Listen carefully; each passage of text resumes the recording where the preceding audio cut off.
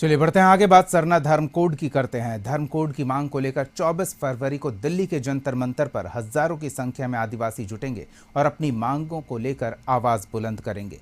रांची में केंद्रीय सरना समिति के प्रतिनिधियों ने सरकार के कल्याण विभाग के मंत्री चमरा लिंडा से मुलाकात की।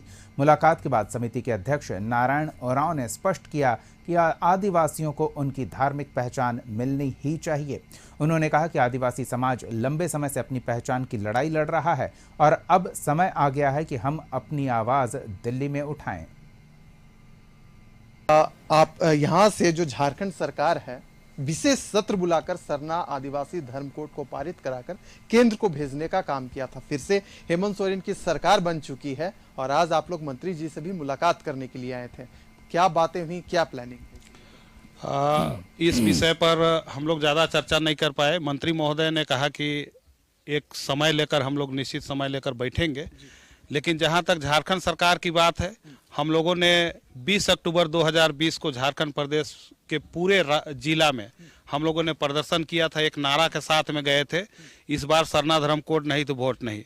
इसको गंभीरता से लेते हुए माननीय मुख्यमंत्री महोदय ने झारखंड की राजधानी उप राजधानी दुमका से घोषणा किया था विशेष सत्र बुलाएंगे, और उन्होंने राज्यपाल महोदय की सहमति से 11 नवंबर 2020 को विशेष सत्र बुलाया था और पक्ष और विधायकों की सहमति से इसे सदन से पारित किया गया, जिसमें सरना आदिवासी धर्म कोड पारित किया गया। और हम लोग इसी मांग को बढ़ाते हुए जो 2011 का सेंसस रिपोर्ट है, देश के 28 राज्यों में 49,57,467 जो हम लोग सरना धर्म लिखे थे, एक मजबूत आधार के साथ में हम लोग केंद्र सरकार के पास पहुंचे थे। और बार बार जब भी कोई चुनाव होता है, कोई आयोजन बड़ा बड़ा होता है, आदिवासियों से बैठने की बात होती है, तो केंद्र सरकार बोलता है हम धर्म कोड देंगे। इस बार भी झारखंड में विधानसभा चुनाव हुआ तो भारतीय जनता पार्टी के द्वारा ये कहना था कि विधानसभा में हम आएंगे सत्ता में तो हम धर्म कोड देंगे।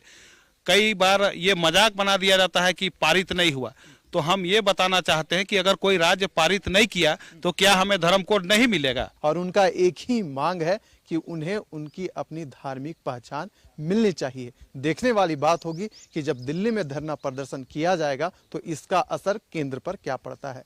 कशिश न्यूज के लिए दीपक के साथ विशाल।